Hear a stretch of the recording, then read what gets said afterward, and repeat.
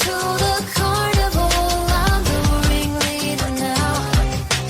You won't hear a sound at all as I bury you 6 feet under. Hello and welcome to the Who the Fuck is in the Mirror podcast. I'm Angela Spooner, your host, emotional intelligence guide, trauma-informed coach, yoga instructor, confident, badass single mom of 3 amazing children, and founder of Unabashedly You. This podcast is all about using books, analogies, and metaphors to dive deep into who you really are to yourselves, not just as parents or some fictional version others made you out to be, right? But who the fuck you are. I want you to find your confidently badass, secure version of you that you lost along the way, or maybe you never even had in the first place because you were like busy with everyone and everything else. Does that sound about right? So how about we get into the science of why we are a bunch of fucked up individuals who look in the mirror and don't even recognize the person that's staring back. Join me in the best journey you'll ever experience.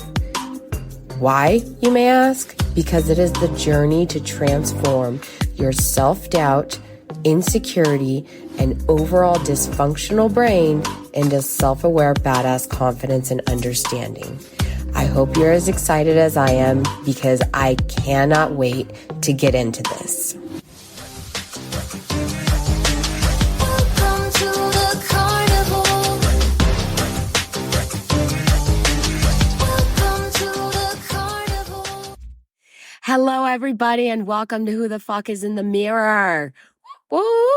My voice is so crappy today, so just roll with it, okay? So today we are going to be talking about chapter 7 in The Body Keeps the Score, getting on the same wavelength, attachment and attunement. Now, he opens up this chapter by saying this quote, "The roots of resilience are to be found in the sense of being understood by and existing in the mind and heart of a loving, attuned, and self-possessed other." I fucking love that because the biggest problem is being understood, right? Is having a sense of not being alone. So the problem, and we'll get into it in this chapter, but the problem with children with trauma is that it is incredibly hard once they have been through their trauma, whether it be abuse, physically abusive, sexually abusive, like molestation, rape. I mean, witnessing other people going through the same issues.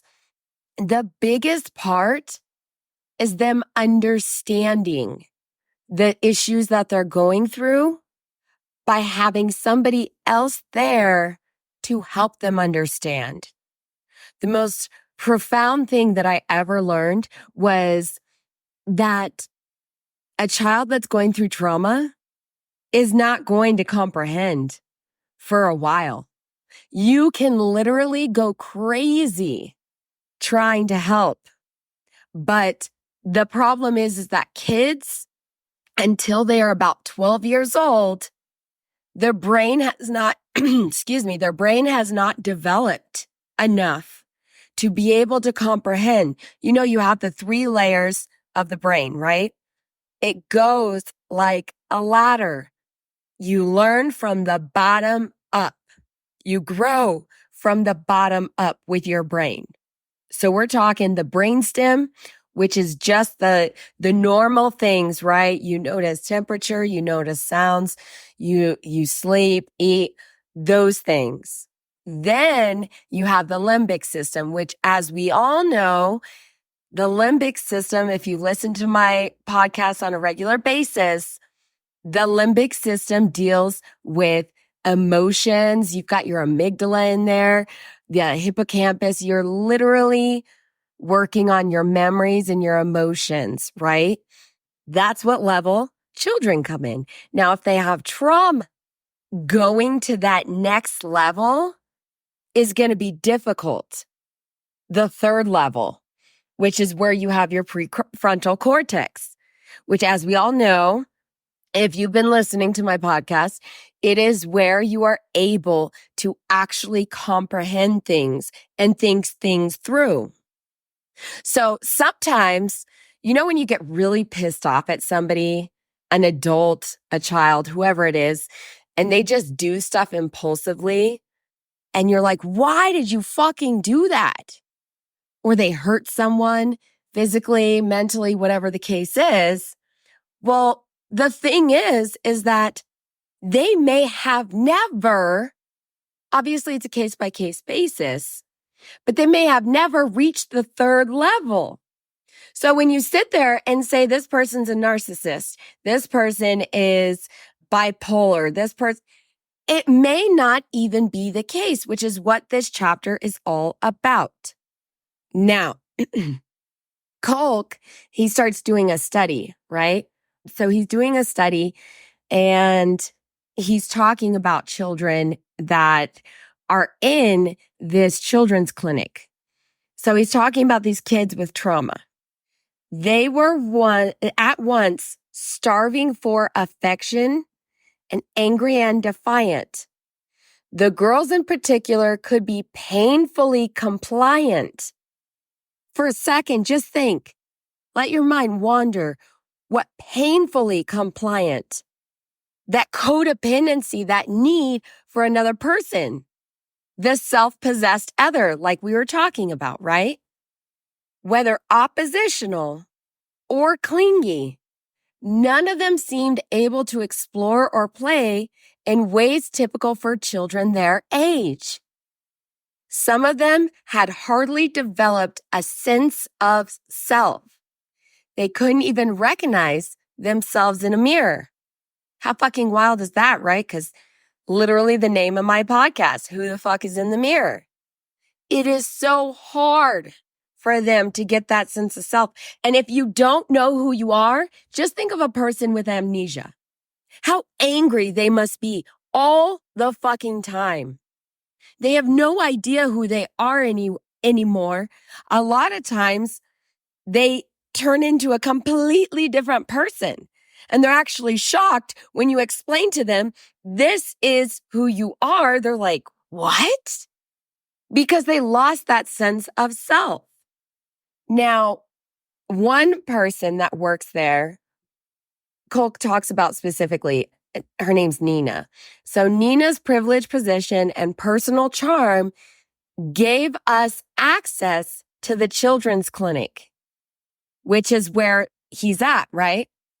But here's the kicker. He says, which was run by child psychiatrists who had little interest in actual fucking trauma.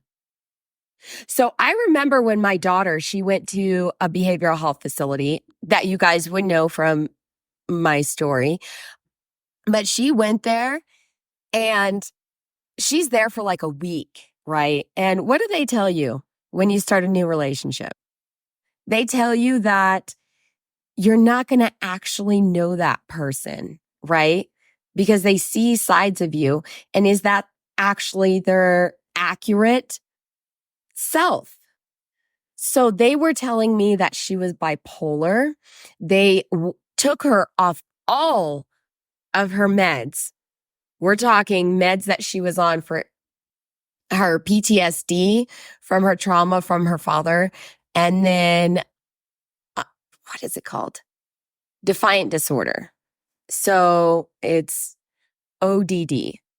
ODD, I don't remember. I'll be honest with you guys. I'll figure it out. But anyways, I think it's obsessive defiant disorder. So they literally have to be defiant, right? In their mind, they have to be defiant, which is true when you deal with trauma, not because they're really being defiant though. It's because they've been through fucking trauma, right? And so So when they go and visit there, Kolk, he talks about Henry Murray. So he became famous for designing the widely used thematic of perception test. It's called the TAT test. So basically, this test is a set of cards that they have. It helps you discover how people's inner reality shape their view of the world. It gives realistic but pretty traumatic scenes that you look at, and you look at it and you say, okay, what is your reality of the world by what you perceive in this picture? So obviously they didn't want to do really traumatic scenes for these kids because they've been through fucking hell, right? So they go to, he teams up with Nina and they cut out these pictures that are found in magazines in the waiting room. And they do this study with kids ranging from 6 to 11 years old. Now, remember, 12 is when cognitively children are more able to comprehend more and understand things in a more intellectual and cognitive way, right? So in general, these kids are already going to have difficulty, whether you've had trauma or not. However, the people that have had trauma tend to have their cognitive level even further down, right? Which is actually what happened with my children for a long time. So anyway, they pick two groups of kids. One group is from the clinic and one group is from a school nearby, but they pick them with similar age ranges, race, their intelligence is very similar, and their family organization, like how their family is, right? So the difference between them was the abuse that the kids from the clinic suffered from their families, where they were like severely bruised in some instances from being beat. There were children there that were molested. There were kids that were tortured in a chair, tied down. There was a little girl who watched her mom get raped, dismembered, burned, and put into the trunk of a car. Now, also, the mom had a pimp who was accused of sexually molesting this poor girl. Like, fuck. You just watched your mom get fucking. So, of course, she's going to be off, right? I don't know a single person in the entire fucking universe that would not be off by that. I digress. Now, the children from the other group, they're not just like, oh, I've never experienced anything in the world, right? So we're talking, they still saw a lot of shocking violence. There was a boy who threw gasoline on a classmate, set him on fire. He didn't do it, but he let me rephrase that. There was a boy that witnessed another boy setting another boy. Okay, so there's three in this story. So he witnesses this. There was another child who was caught in a crossfire while walking to school with his buddy and his dad. He was wounded, shot in the fucking groin, and his friend died. So Kolk's looking at this and he's thinking, I wonder if there's even going to be a difference because they've been through shit too. So the kids are looking at these pictures, which is in the book that they got from the magazine. And what the first picture that they show is two kids. There's a younger one. She looks about maybe 5, right? And then there's the older one, looks like he could be just turning teenager level. So probably about 12, 13. And they're standing there. She's holding a hammer in her hand. They're both smiling. He's leaning down, talking to his dad. His dad is underneath a car about waist deep in. So he's sitting on one, or he's laying on one of those, rolly things that you do. I don't know what they're called, guys, but he's sitting on one of those to roll underneath the car. Okay. So they're all smiling. He's looking at them. They're looking at him. Everybody's smiling and happy. So the control kids from the school, they say things like, hey, maybe the kids are going to go to McDonald's with their dad afterwards. Or maybe the car is going to get fixed, while the traumatized kids are not saying that. Oh, it's going to just get fixed, right? Everything is going to be fine and gravy. Like, leave it to Beaver kind of thing, right? While the traumatized kids came up with way worse tales. One of the little kids, particularly this little girl, is saying that the girl in it is holding a hammer because she is going to smash her father's skull with the hammer. Like, what the actual fuck did this little girl go through? We always look at the problem. We don't look at the reason. I mean, my kids were moved 4 fucking times to 4 different schools in the last 4 years. And this is the first time they're actually staying with the same school, because I believed that there had to be somebody out there that gave a shit about what happened to them. Just like the fucking psychiatrists at this facility, right? They looked at the kids as problems. They looked at them with their diseases and said they had diseases, right? But they didn't look at for a second what is going on in these poor children's heads. So then there's a boy from the traumatized group. He's about 9 years old. He was physically abused severely by his family.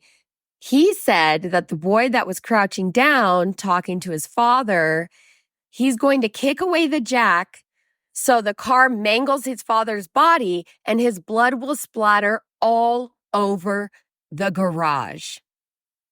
Now, when I was little, you say shit like that and they lock you in the loony bin, right? Nothing good. And I'm not saying that all people are bad who work at these facilities, right? But when do we allow the kids to understand their own stories and why they think that way? Locking my daughter up, essentially, in the behavioral health facility only made her worse because she looked at herself with hatred.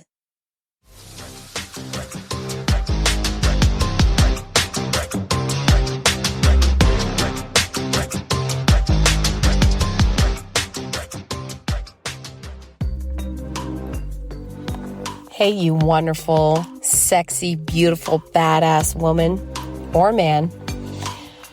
We interrupt this wonderful podcast episode by yours truly, Angela, to let you know about my membership to Unabashedly You. This app I created for you. This is not an average app, a coaching app. This is not just a yoga app. This is Unabashedly You on Apple and Google. Live, motherfuckers. You know what I'm talking about? We are talking about confidence, empowerment, learning about yourself, becoming more self-aware than you ever thought you could be. Moving through it with yoga, meditation, mindfulness, breath work. We are talking about the whole shebang. I have my 6 videos that I created in my 6-week challenge as my crash course videos. So you watch them whenever you have time, anytime. You don't have to watch them right away. I have live coaching calls every other week where we just get you connected with your body. We talk about the content that you have gone over. We do some self-awareness. I also have prompts twice a week. These prompts are super quick. It's literally just prompting you to open out of your shell and actually take more action. So, like my last prompt was literally go outside and do something like a child. Be playful. Be curious about it. These are the kinds of things that we do at Unabashedly You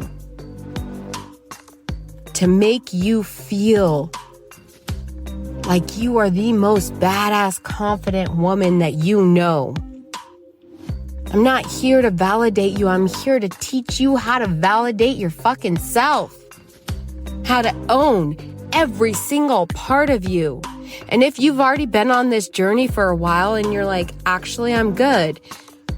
This is to help you help others also.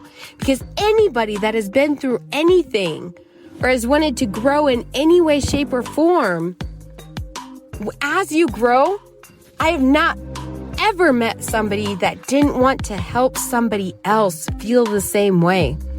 That's what this app is for. It is for a community of badass women. And eventually, I want to have a brick and mortar so that women can come there when they need to, when they just need to get the fuck away, right? And just hang out and just be sociable. And there's a whole area for kids where the kids can do their own mindfulness exercises. I'm talking, this is golden shit. You get a 7-day free trial, so you can literally try before you buy. Just try it out. See how you like it. If you don't like it, you can cancel at any time. And it's affordable. It's like $13 a week, roughly. It's $49.99 a month. Take some action. Show you that you are worth it. Now enjoy the rest of the episode. Mwah. Love you.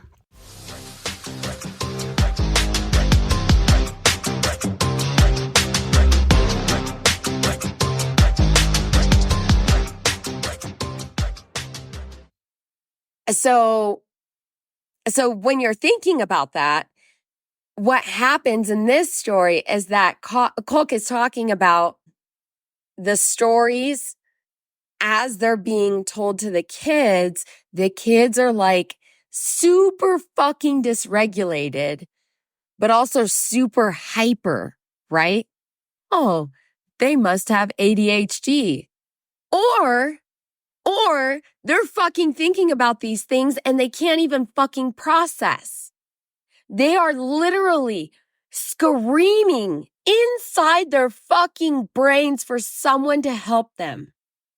What they ended up having to do is they had to take these kids on walks and they had to go to the water cooler before they could move on to the next picture even. Here's what I found incredibly interesting, right? Which is what I was just talking about. What it says is that it was little wonder that almost all of them had been diagnosed with ADHD.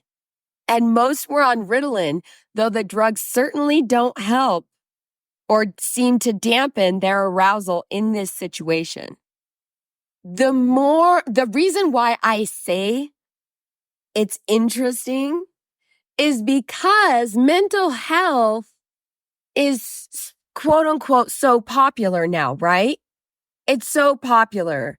I can't tell you how many people are like, trauma, the word trauma is so popular. Hence why like all of my episodes have that in it.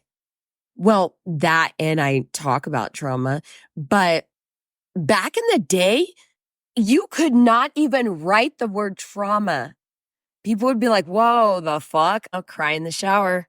Nope. I'm going to cry in the shower or I'm going to go smoke some weed, which people still, but I'm going to go smoke a cigarette. I'm going to take a shot, which I'm not shaming anyone for doing these things. What I'm saying is notice how that was our form growing up. If you're around my age in your 30s, 35 plus, we won't go into that, guys. But mental health is out there. It is a thing now. Inner child work, shadow work, all this beautiful stuff, right? But especially for this book's purposes and for all of our purposes and people older than us, right? If you're a grandparent even, we were not allowed to even talk about these things. Even now, kids are made fun of. My daughter is made fun of for crying, for having feelings, for being emotional. Now, even though there's all this acceptance, what we're still trying to get people to understand, what I mean by we as people in the mental health field, is that ADHD is not necessarily always associated with an actual ADHD diagnosis, meaning you don't have any trauma that makes you have ADHD. It's just that, right? It's not necessarily always associated with an actual ADHD diagnosis. I said it again, because it's not. I'm diagnosed with ADHD, and I'm like, yeah, I'm pretty sure it's not my ADHD. My ADHD pills deal with actual inability to focus, but it also deals with binge eating disorder and depression, which I didn't even know that. Okay. And I was like, oh, fuck. Like, I was out for months and I was a complete shit show. I was crying all the time, eating all the time. And then when I got my new psychiatrist and I was telling them, yeah, I've been off it for a while and I don't know why, I just keep crying. And this is before I even started working on myself. So I had no fucking idea. Why? Because we were told, sit still, look pretty. We were told, suck in your feelings, right? Don't have feelings. And we were also told, pray about it, right? But if we don't even know because nobody's educated on us, just praying about it is not the answer. We have to do more than that, right? Okay. So, my children are all three diagnosed with ADHD, which I find very interesting because, again, they've all been through trauma. So even now, I can't tell you how many times it's like an automatic, oh, well, let's diagnose them with this. Let's diagnose them with this. We have to be the advocate for our children. Don't just sit there and say they're a doctor so they know what the fuck they're talking about. No, just because they have a degree doesn't mean they fucking know anything. No offense, but I've had multiple therapists for my children over the years ask me for advice. I've had my own therapists. I mean, hell, one of my therapists asked me, Angela, you're a nurse, and how long is cocaine in your system? What the fuck? Just because they have that education does not mean that you do not advocate for your child. Because these children are going through issues that they can't even comprehend. Now, even if that's seeing their parents get a divorce, or you guys are unhappy, but you stay together for the kids, that is so fucking toxic. You are teaching those kids that it is okay to not be happy with yourself. How can you be happy with yourself when you're stuck in a relationship with someone that doesn't even understand you and isn't on the same path as you? It doesn't mean that person is horrible, But it does mean that your child is going to be so confused when they get older. Talk to the children. Explain to the children. I'll get off my pedestal. Let me keep going. Now, so these kids, right, they're also talking about a pregnant woman who's silhouetted against the window. So this traumatized child, this hurt my heart. She's a 7-year-old girl, but was sexually abused at age 4. She begins talking about penises and vaginas at 7 and keeps asking Nina, who's the lady that's working with Kolk, right? How many people have you humped? Like, you can sit there as an adult. Here's the go-to, right? We sit there and we're like, oh, you can't say stuff like that. Oh, don't talk like that. Why do we have to hush the child when they're clearly subconsciously trying to tell us something? How did she learn that phrase, how many people have you humped? Why is she talking about penises and vaginas? Instead of shaming these children, why the fuck can't we just accept them, teach them, and love them? So there was this other 7-year-old, but she's from the control group. She picks up the incomplete essence and mood of this picture. She says it is a widow lady sadly looking out the window, missing her husband, but in the end, the lady found a loving man to be a good father to her baby. If we are not explaining to our kids what is wrong and what is right and why it's wrong and right, and teaching them to love themselves, how will they ever learn to love themselves? I mean, the kids that are in the controlled group are seeing these things that could be signified as trouble. However, their reactions make them seem to feel safe, protected, loved in their own families. Kolk says that they feel loved by at least one of their parents in these situations, which made a huge difference in their eagerness to engage in school work and to learn. If you cannot connect the dots, why would you even be able to think clearly enough to learn? You're too busy trying to figure out who the fuck you are. So then you have the clinic children for the same thing, right?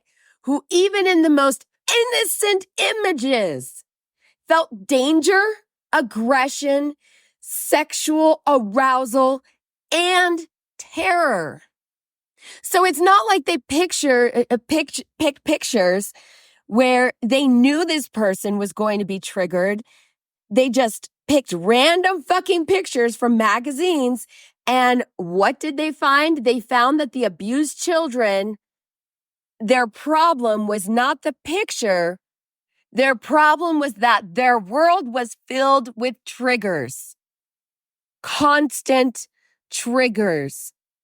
I remember getting my kids back after the whole DCS thing, and I can't tell you how many times my son would put his hands in his face anytime I had to scold him or anything. Right? And people would yell at it, don't do that, Angel, don't do that. And Angel, I would have to tell them, like, no, you need to understand. His brain cannot connect. It's not that he thinks I'm going to hurt him. It's that he has been hurt and he's trying to protect himself. See, Kolk says that as long as they can imagine only disastrous outcomes to relatively benign situations, anybody walking into a room, any stranger, any image on a screen or on a billboard might be perceived as a harbinger of catastrophe. In this light, the bizarre behavior of the kids at the children's clinic made perfect sense. So instead of the kids just being bizarre and not being accepted, they make perfect sense because of their trauma. My son would also sit there and he would, if he spilled a cup of water, right? Or spilt a drink or spilled food, right? And you're like, Angel, he would just stand there, stare. He would just stare. And you know what my daughter, my oldest, started doing? She would go up to him and she would say, "It's okay. You're safe now." Do you know how painful that is to know that your child hurts that way? But to be so grateful that you didn't allow your intergenerational trauma to affect the way that you watch your kid, instead of yelling at them for spilling their fucking cup, give them love because it's not that fucking serious. It's a fucking cup. What's even more alarming is that Kolk says that the staff didn't really ever mention the experiences of the children and the impact that they had on their feelings and their regulation and the way that they thought. Instead, these poor kids were being diagnosed with a whole bunch of different fucking things. ADHD was the comorbid diagnosis for almost all of them. So are we trying to say that ADHD has increased? Or are we trying to say that we're just trying to sweep it under the rug and say that they have ADHD because we can't deal with the emotions of watching our children and understanding that they have trauma because we can't even fucking deal with our own trauma? We want to sit there and fix everybody else, but we can't fucking sit with the fact that we ourselves need help. Do you know how many times I hear people say, "I'm good"? Because the thought of asking for help or the thought of trying to change things in themselves makes them uncomfortable. And why the fuck would anybody want to be comfortable? It is way easier to be super cozy and comfortable and just sit there and watch Netflix for hours on end so we don't have to think about our feelings. Because sitting with those is an unbearable feeling. So because of all of this, Kolk talks about two different things. One was to learn whether the different worldview of normal children could account for their resilience, and on a deeper level, how each child actually creates the map of the world. The other equally crucial question was, is it possible to help the minds and brains of brutalized children to redraw their inner maps and incorporate a sense of trust and confidence in the future? Now, we're not going to be talking about those today because as we get further in this book, I want to really dive deeper and deeper into these chapters. You know, the more you grow, the more you learn, the more you want to grow and learn. And I want to be able to get on these chapters and understand this on a better level.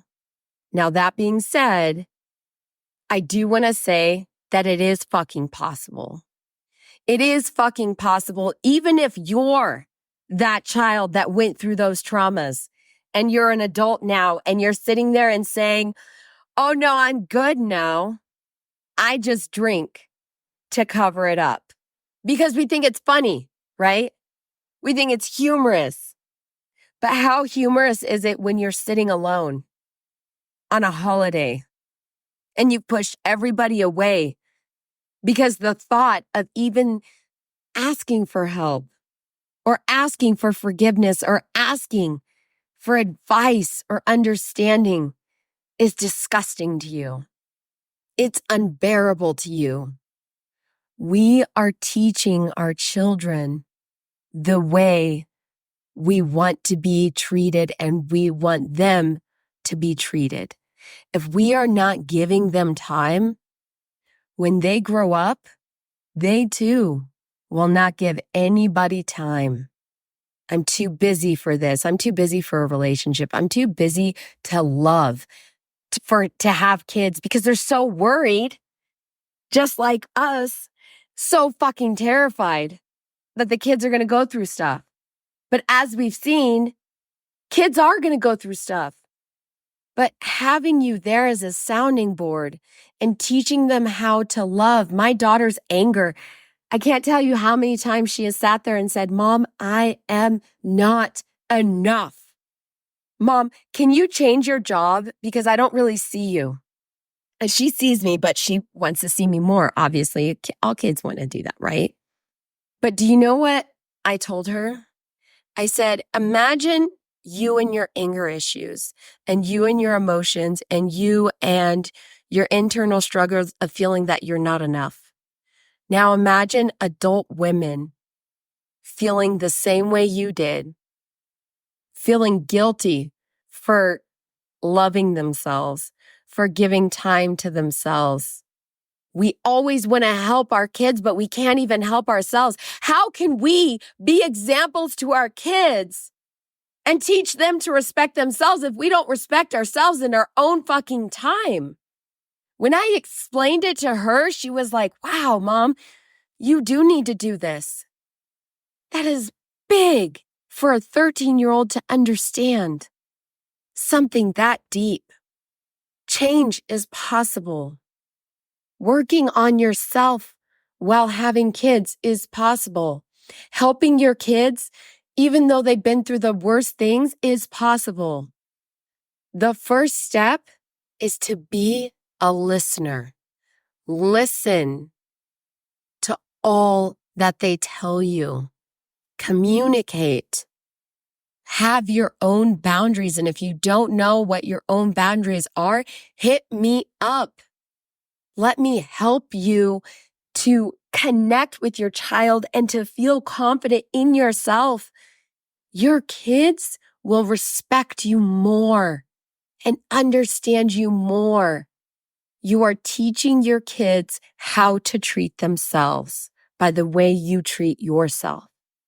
Next week, we're going to be diving into those two crucial questions and seeing what Kolk has to say. A lot of the stuff he says, I'm like, we already know a lot of these things, but do we really know? Can we really comprehend? How many words do we know out there, but we don't actually know what the fuck they mean? How many times do we say, oh, that's a red flag, and we don't even understand? I had a guy tell me that slapping your hands together was a red flag. No, honey, that's called a trigger from your own past. Be willing to open. With that, thank you so much for fucking joining today. I look forward to diving into this chapter. It's probably going to be a 3-parter. It's good shit. But it's not about the ending, getting done with this book. It's about the destination. And I love that you guys are all going on this destination with me. I hope you guys have a fucking phenomenal day. And I look forward to talking to you next week. Woo woo!